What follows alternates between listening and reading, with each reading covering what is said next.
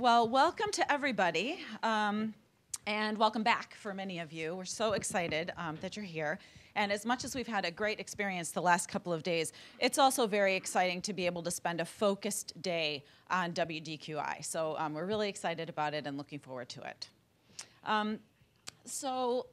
We let you know this ahead of time, but also a theme that's been running through the past couple of days has been this issue of product impact. What differences are systems making?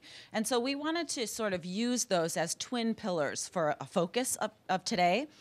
So we'll be paying particular attention to this idea of impact. What is the difference? So this is Karen's question. Tom raised the question on the initial panel 2 days ago. So it's an important thing, and it's been difficult to answer. And there are operational answers, and there are policy answers, and so we kind of want to push that. And related to that is this issue of sustainability, because of course it is in making the case for the difference that these systems are making that we find sustainability. So we're going to sort of push those two ideas throughout the conference. And so we're quite excited. And toward that end, I'd like to tell a little story that reminded me about the situation that we're in. The Northwesterners in the room might recognize this person. Her name's Jane Lubchenco, and she's sort of like a combination of your favorite grandmother and your favorite super smart ninja warrior. She is a professor at Oregon State University, and she has a PhD from Harvard and then about 20 or so honorary PhDs from around the world. She was a MacArthur Genius Award winner. She headed the American Academy for the Advancement of Science. She has many, many accolades all over the world in environmental sciences. And she served as the head of NOAA in President Obama's first term. She's a professor at Oregon State University. So when she came back to Oregon, we, of course, were like, oh, what happened? What happened? Tell us about Washington. So she happily obliged and started doing a series of interviews. And one of the stories that she told repeatedly was this idea that it was a bit of a surprise to her that so much of her job would be to play the role of ambassador, in particular in Congress during budget negotiations. And so she told this story about having gone to the Hill and started kind of making a case for the investment in the next generation of satellites, weather satellites, right? NOAA being the National Oceanic Atmospheric Administration. I'm not sure if I said that, but in any case, so she's making the case. And the congressman says to her, you know what, I don't need your satellites because I have the Weather Channel. Okay, so thank you very much. So most of you probably know that the data from the satellites is what the Weather Channel uses to deliver the weather. And for this congressman, I'm also guessing that he accessed the Weather Channel on his phone, which knew what weather to send him because it was GPS enabled, for which NOAA also bears quite a bit of responsibility. So I just kind of wanted to tie that together. It seems to me that we're in sort of a similar situation. And three things kind of connected these dots for me in the last couple of days. And one is I was in the Illinois workshop. One of the things they talked about in the state of Illinois was what seemed to me quite a dramatic shift. You know, we've been talking about WDQI and also SLDS. They grew out of performance systems, right? They were sort of, their core purpose was capturing performance data. And what that meant was capturing the numbers of individuals who trained in a program, who then got jobs. So we knew about that 2 quarters later, and we knew something about what they made. And that was basically the extent of it. And what Illinois was describing, and I think what many of you are experiencing, is really a sort of paradigm shift from a database that tracks performance to a source of workforce, talent, and economic intelligence, really. And so Illinois made this clear when they were describing in very specific terms what it makes possible for the state of Illinois. So they, for example, talked about WDQI is enabling them to assess cohorts. Cohorts meaning, you know, people of different genders, people of different ages, people who cohorts by sector, a whole range of different things. And this is fundamentally different than the kind of thing you do when you track individuals in individual programs and track their performance, right? And so they talked about sort of the importance of this, and they revealed some of the insights they'd had. For example, it turns out, and this isn't going to be a surprise to anybody, but it doesn't always It doesn't always follow in program terms until you have evidence. That's why we're all aiming toward evidence-based program.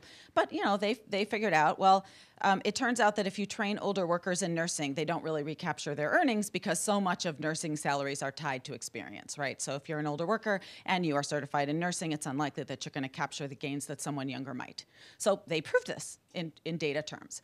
The other thing they found was that the gains from the program continue over time. And it turns out this is getting very close to that ROI that we're always talking about and never quite get to. So this just seems like a really fundamental switch from the kind of static report that gives you a number of people who participated in a program and what they were making 2 quarters later and then bye-bye, to a real source of intelligence that can be used by a vast number of stakeholders and not just program managers. So, and then another example, and I heard some people talking about this morning.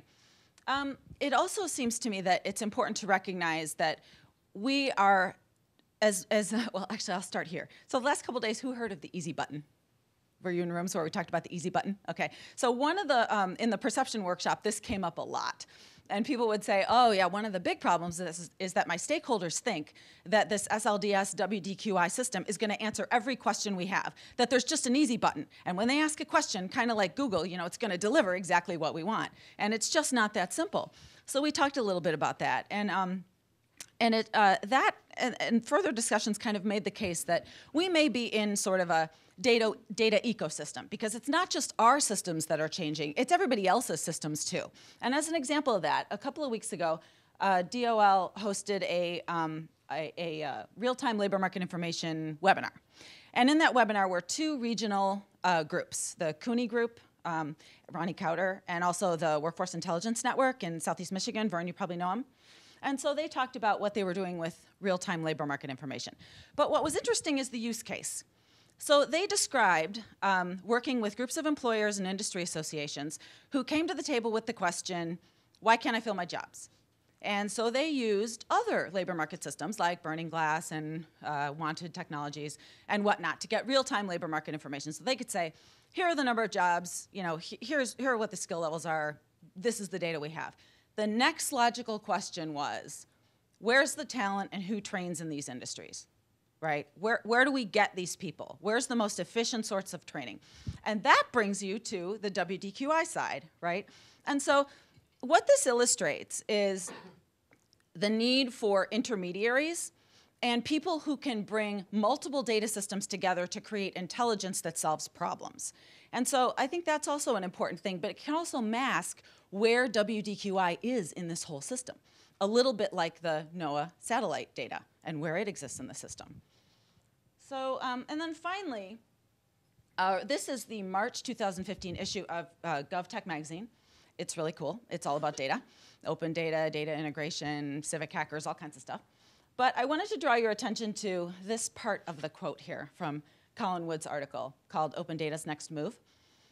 If there's a need for government to open more data, there's an even bigger need for someone to design tools that make sense of the data that's already out there.